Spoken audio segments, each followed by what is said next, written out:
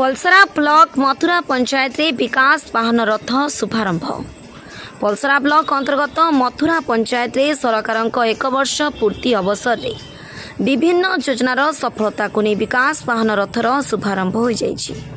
मथुरा सरपंच सुनीता बेहरा तत्वावधान रे अनुष्ठित होइतिबा बेले पलसरा गोष्ठी उन्नयन अधिकारी शशि भूषण महापात्र, तहसीलदार दीप्तिमयी पात्र मुख्य अतिथि भाव जोगदी पताका देखाई कार्यक्रम शुभारंभ करथिले।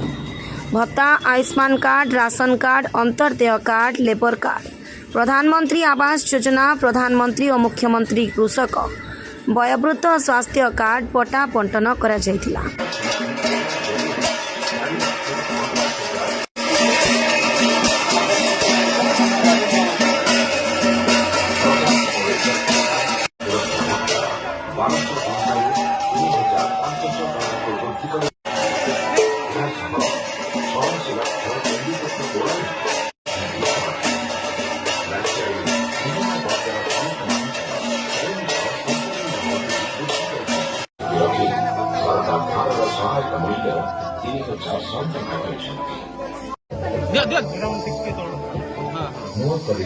मोहन सरकार राज्य शासन भंग होगा पड़े शिल्प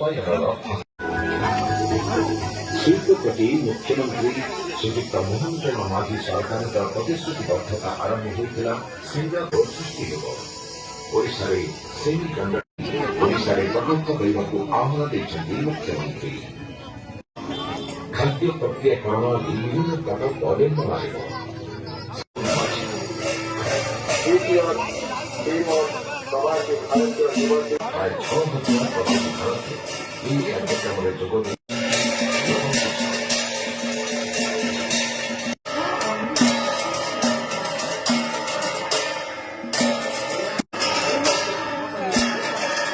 गंजाम जिला पुकुड़ा ब्लॉक रू सोरेन कुमार प्रधान का रिपोर्ट, ओडिशा टुडे।